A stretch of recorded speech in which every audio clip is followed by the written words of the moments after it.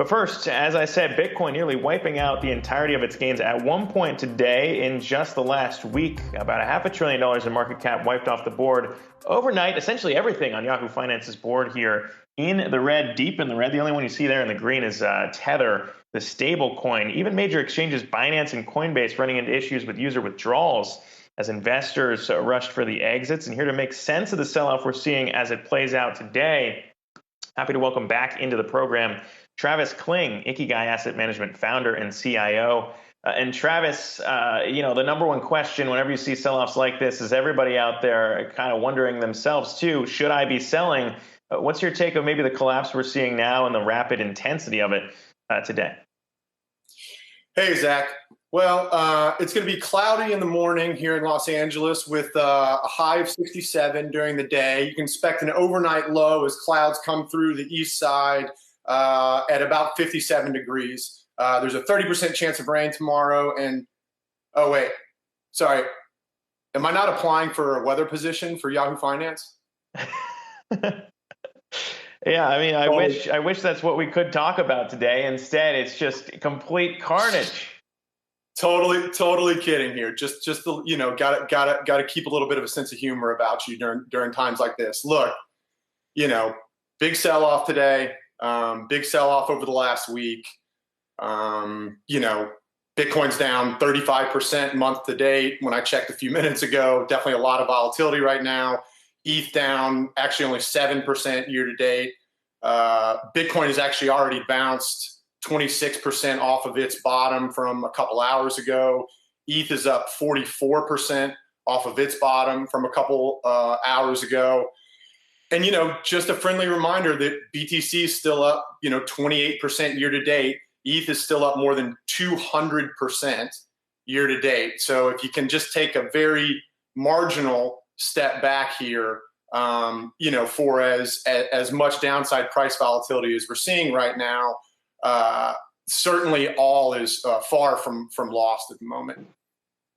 Yeah, I mean, that's kind of the reminder there for viewers. Obviously, it's a little bit less palatable and a little bit less helpful for those who may have bought at the top here. But when you look at maybe where fair value is right now at this point in the cycle, you had JP Morgan coming out and saying that when they look at their model relative to gold, still sits at about $35,000. Interesting to see kind of where we're holding on that level. But when you break down kind of where we could go from here, Fundstrat also pointing out, I mean, 40,000 was that 200-day moving average point for Bitcoin, and we're down below that now, obviously.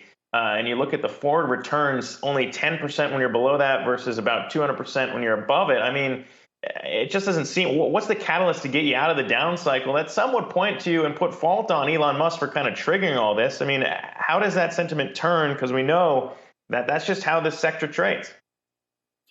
Yeah, right. So, how did we get here, right? And the market was, Bitcoin was, a little weak, looked like some distribution above 60,000.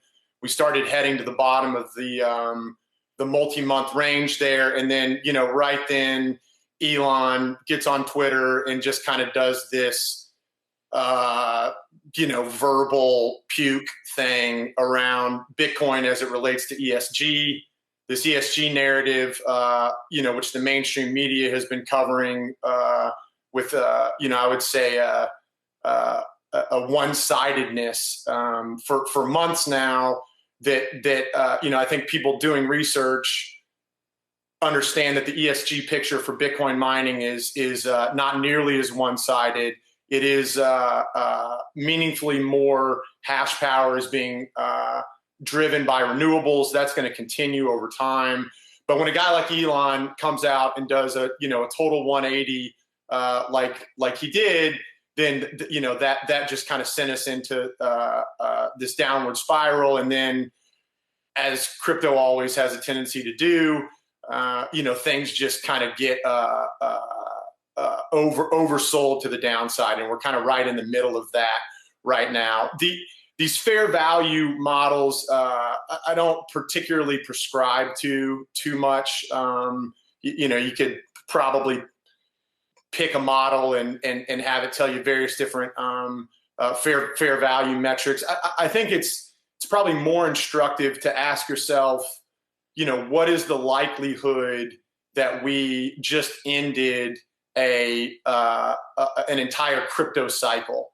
And Bitcoin, specifically crypto broadly, has this tendency to move in 4-year cycles that center around the halving.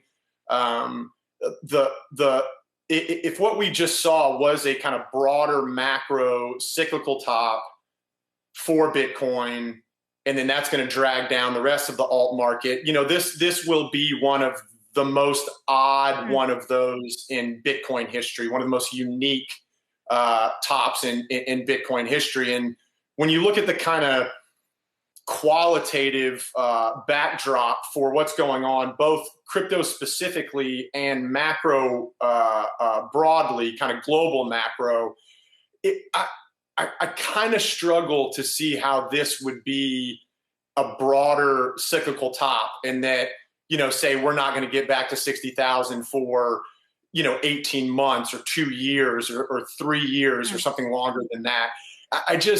I see too much positive crypto specific things going on right now. And we're still just neck deep in the largest monetary experiment in human history. And Bitcoin is an insurance policy against that. And I don't think anything's changed too much from that perspective. So bottom line, Travis, how do you trade on this? Do you buy on the dip, or do you expect it to fall a little more before you get in? I run an investment fund for a living, so this is certainly not investment advice. If you have any kind of medium or long-term sort of investment period, right now is an outstanding time to buy. Dollar cost averaging has and always will be the best way for everyday investors to get exposure to this asset class. And from time to time, Bitcoin goes down 30% or it goes down 50%.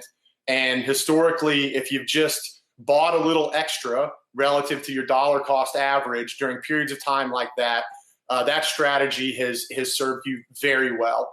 And I don't see why now would be any different. I mean, always important to stress the importance of dollar cost averaging, whether we're talking crypto, whether we're talking stocks. But Travis, send me your resume. I'll forward it over to the Yahoo Weather folks working on that app. Appreciate you coming on here to chat with us today. Travis Kling, Ikigai Asset Management Founder and CIO. Be well.